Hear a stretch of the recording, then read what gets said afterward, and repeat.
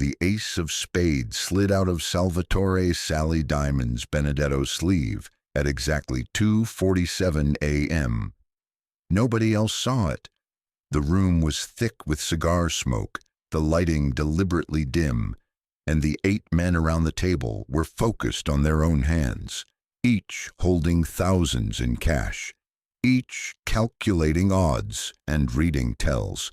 But Bumpy Johnson saw it. He was sitting directly across from Sally Diamond's, underboss to Lucky Luciano, one of the most feared men in the Italian mob, a man who'd personally killed 17 people and ordered the deaths of 40 more. And he was cheating. At Bumpy Johnson's private card game, in Bumpy's own club, at a table where the buy-in was $50,000 and the pot currently held $340,000. Bumpy didn't react immediately, didn't call him out, didn't reach for the .45 under his jacket. Instead, he calmly folded his hand, took a sip of bourbon, and watched Sally Diamond's rake in the pot with that stolen ace completing his flush. Sally was grinning, showing his gold teeth, already talking about the luck that had been running his way all night. Luck. Right. Memphis Red, standing guard near the door, caught Bumpy's eye. Bumpy gave the slightest shake of his head. Not yet. Let him keep going, because Bumpy Johnson had just realized something that made his blood run hot and cold simultaneously. This wasn't just about cheating at cards. This was a setup. A deliberate provocation. Lucky Luciano had sent his underboss to Harlem to cheat Bumpy publicly, to disrespect him in his own establishment, to test whether Bumpy would have the balls to call out an Italian mobster, and if Bumpy stayed silent, he'd look weak. The story would spread. Bumpy Johnson let a white mobster cheat him and said nothing. But if Bumpy called him out, that would mean war with the Luciano family, maybe with the entire commission. It was a lose-lose situation, unless Bumpy could turn it into something else entirely. The game continued for another hour. Sally won 3 more hands, 2 of them legitimately, one with another palmed card. By 4 a.m., he'd won $180,000 of the $340,000 pot. When he finally stood up, stuffing cash into a leather bag, he looked directly at Bumpy and smiled. Hell of a game, Johnson. Your hospitality is appreciated. Luciano sends his regards. He walked out with 4 bodyguards, leaving Bumpy sitting at the table, his face expressionless, his mind already calculating. The other players started to leave, each one carefully avoiding eye contact with Bumpy, because they'd seen it too. They'd seen Sally cheat, and they'd seen Bumpy do nothing about it. When the room was empty except for Memphis Red and 2 other trusted men, Memphis finally spoke. Boss, everyone's gonna know he cheated you. Everyone's going to know you let him walk. Bumpy stood slowly, walked to the bar, poured himself another bourbon. That's exactly what Luciano wants. He wants me to either look weak or start a war I can't win. So what are we doing? Bumpy's smile was pure predator. We're going to give him a war, but not the kind he's expecting. Hour 6. Bumpy made his first call to a man named Vincent the Oddmaker Catalano, a degenerate gambler who worked as a bookkeeper for 3 different mob families, including Luciano's. Vincent owed Bumpy $23,000 in gambling debts. Vincent, I need information about Sally Diamond's. Everything. Where he gambles, who he owes money to, what his weaknesses are. Mr. Johnson, I can't. Sally's Luciano's underboss. If they find out I talked, Vincent, you owe me 23 grand. I've been patient. But if you don't help me now, I'm going to sell your debt to someone much less understanding. Someone who collects with baseball bats and car batteries. Silence. Then, what do you need to know? Over the next 3 hours, Vincent provided a complete profile. Sally Diamonds had a serious gambling problem. Poker, horses, boxing matches, anything with odds. He was into multiple bookies for approximately $340,000. Wait, $340,000. The exact amount in tonight's pot. Bumpy started laughing. Vincent, let me get this straight. Sally's debt to various bookies is exactly the amount he just won at my table. Yeah, he's been desperate to pay them off. Some of those bookies are connected to families that don't have treaties with Luciano. If he doesn't pay soon, it could cause problems. Beautiful. Keep talking. Sally also had a weakness for a specific high-stakes poker game that ran every Thursday night in a Brooklyn warehouse, a game hosted by the Colombo family. The buy-in was $100,000.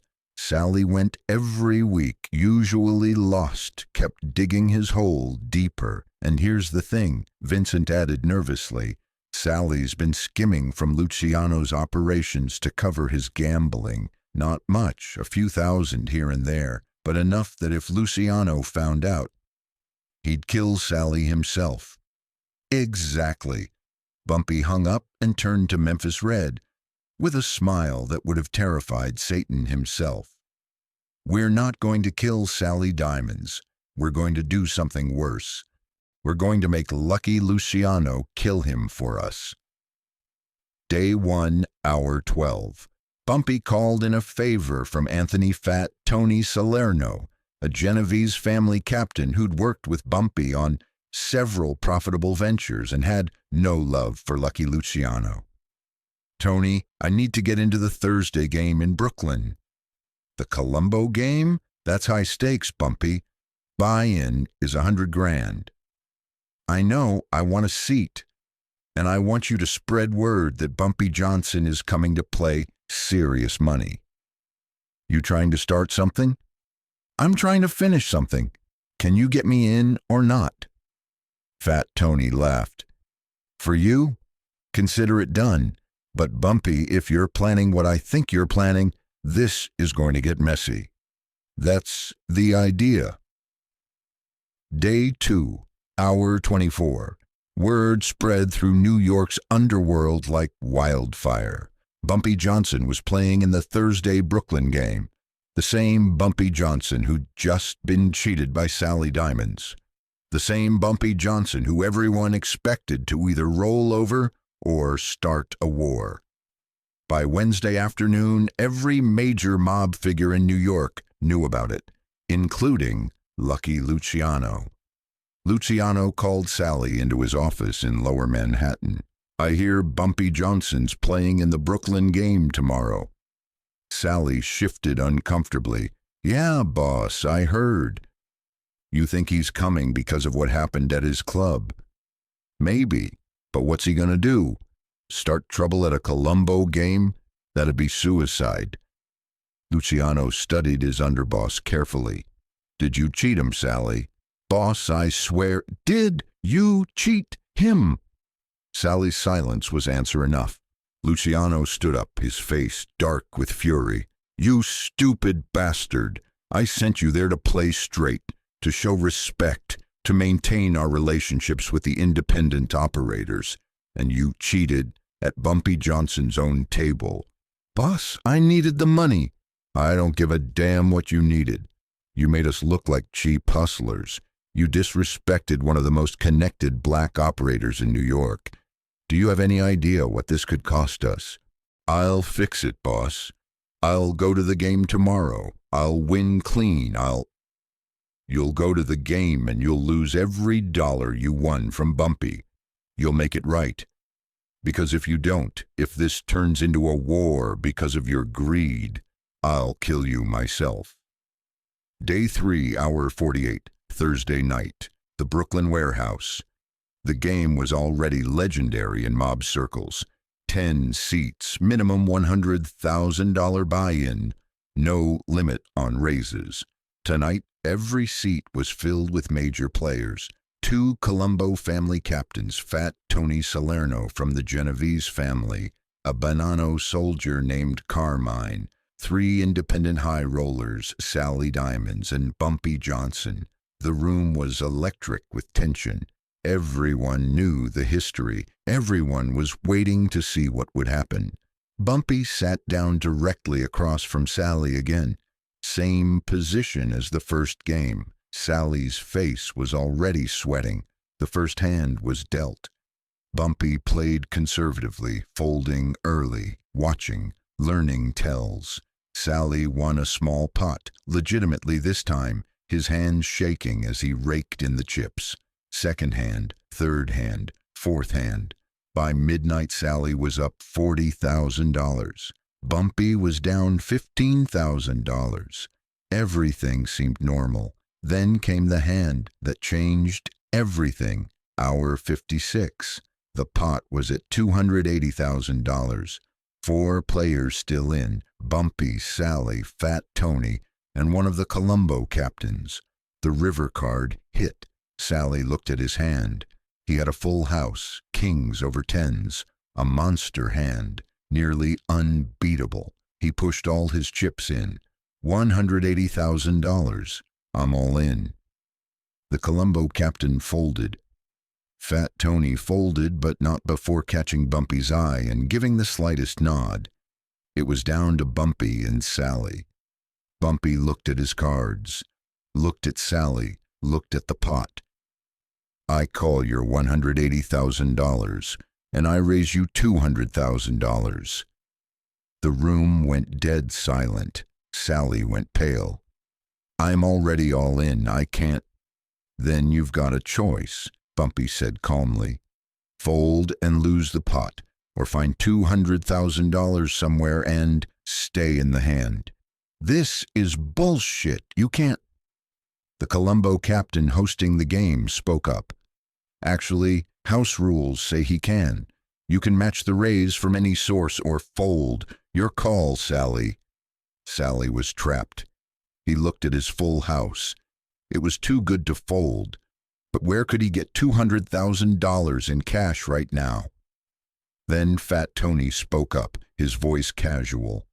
I'll loan you the money, Sally. 20% interest due in 2 weeks. Sally's hands were shaking. 20% on $200,000 was $40,000 in interest alone, but his hand was too good. Bumpy had to be bluffing. Fine, I'll take the loan. Fat Tony counted out $200,000 in cash, pushed it across the table. Sally added it to the pot.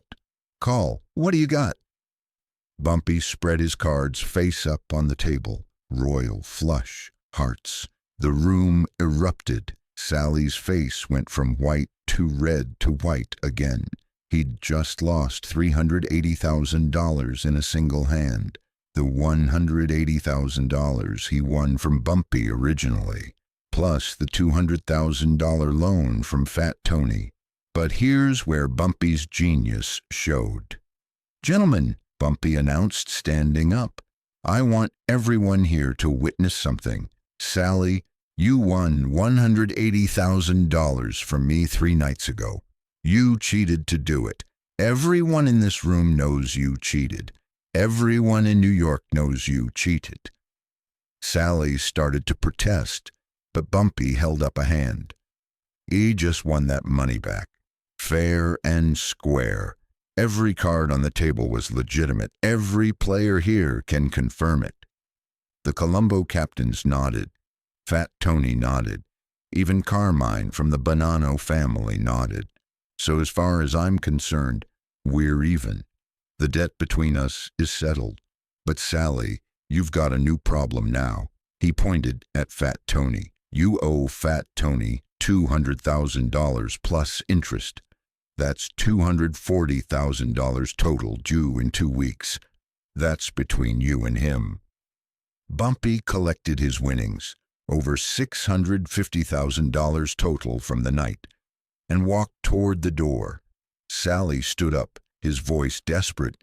Wait, Johnson, I don't have that kind of money. You can't just...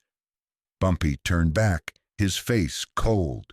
Should have thought of that before you cheated at my table. Should have thought of that before you gambled with money you couldn't afford to lose. Should have thought of that before you made Lucky Luciano look bad by disrespecting me in my own club." He walked out, leaving Sally Diamond standing in a room full of mobsters, $240,000 in debt, with 2 weeks to pay or face consequences from Fat Tony Salerno. Day 3, hour 62. Word reached Lucky Luciano within the hour. His underboss had just lost $380,000, including a loan from a Genovese captain that would have to be paid back or risk an inter-family incident. Luciano made some calls, found out about Sally's other gambling debts, found out about the skimming, found out that his underboss was buried in nearly $500,000 in debt across multiple families. Day 4, hour 72. Luciano called a meeting with the commission, the ruling body of the Italian Mafia. Representatives from the 5 families gathered in a warehouse in New Jersey.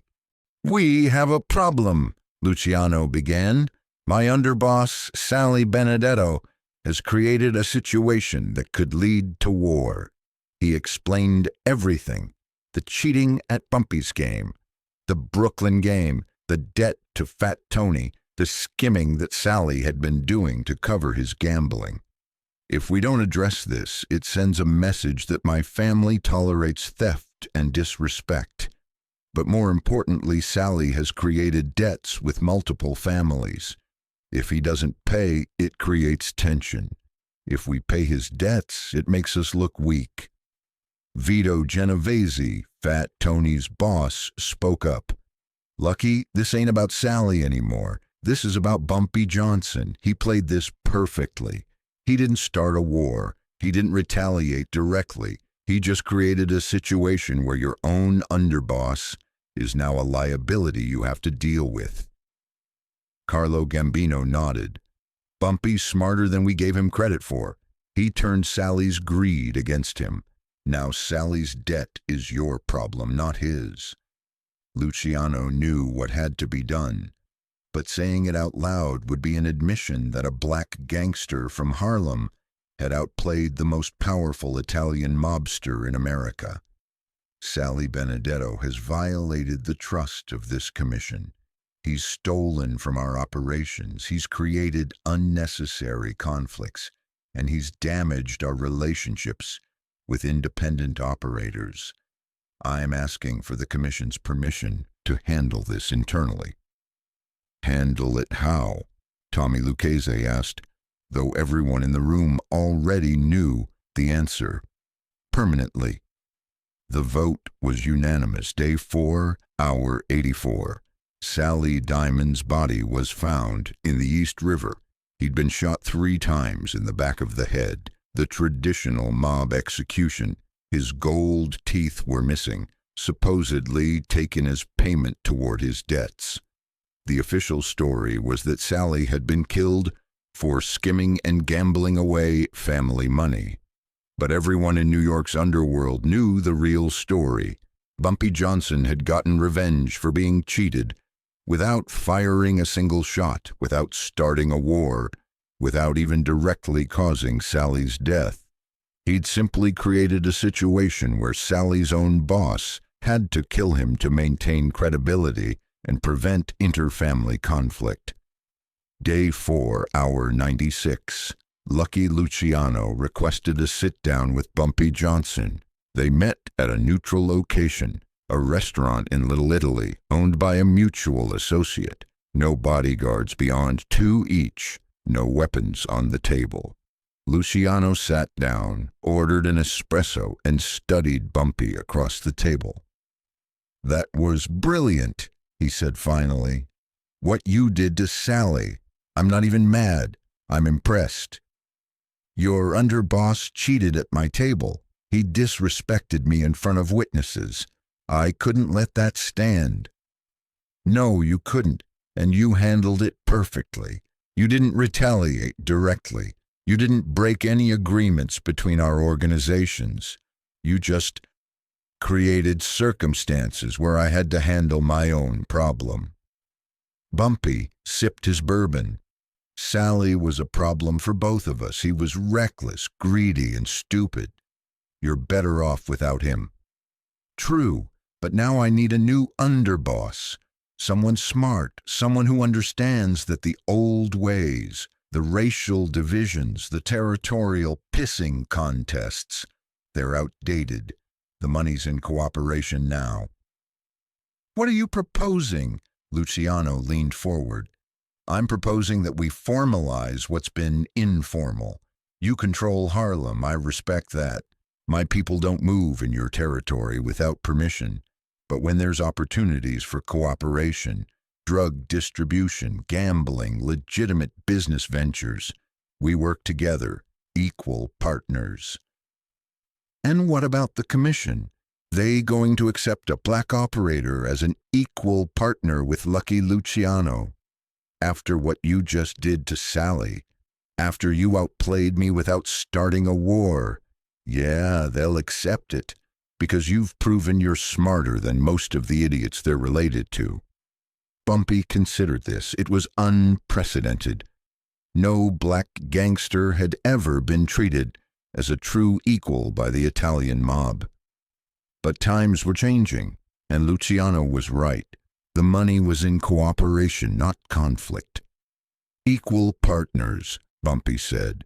My territory stays mine. Your people show respect when they're in Harlem, and we split profits 50-50 on joint ventures. Luciano extended his hand across the table. Deal. They shook. The most powerful Italian mobster in America, and the undisputed king of Harlem, making peace over the corpse of a man who tried to play them against each other. Hour 98.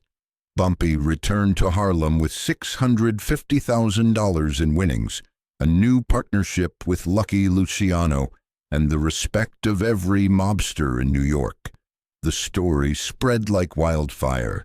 Bumpy Johnson had been cheated by a made man, and instead of starting a war, he'd engineered a situation where the cheater's own boss had to kill him. It became legendary, the kind of move that got studied, analyzed, retold in 1,000 smoky back rooms across America, because Bumpy had proven something fundamental, that the most dangerous weapon in organized crime wasn't violence, it was intelligence, strategy, the ability to turn your enemy's greed and stupidity into their own death warrant. 3 months later, Fat Tony Salerno sent Bumpy a case of 30-year-old scotch with a note to the only man who ever collected a debt without making a phone call. Respect. The Colombo family invited Bumpy to become a permanent member of their Thursday night game, the first and only non-Italian ever given that honor. And Lucky Luciano, true to his word, maintained the partnership until his exile to Italy in 1946. Their joint ventures earned both men millions, but the real victory wasn't the money or the partnerships. It was the message sent to every wise guy, every mobster, every made man in America.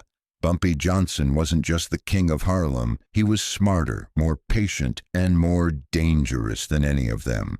And the next person who tried to cheat him, disrespect him, or underestimate him because of his race would end up like Sally Diamonds, face down in the East River with 3 bullets in his head and his own boss holding the gun. The Brooklyn poker game continued every Thursday for another 20 years. Sally's empty seat was never filled. It was left as a reminder of what happened when you let greed overpower good sense. The other players would sometimes glance at that empty chair and remember the night Bumpy Johnson won $650,000 with a royal flush.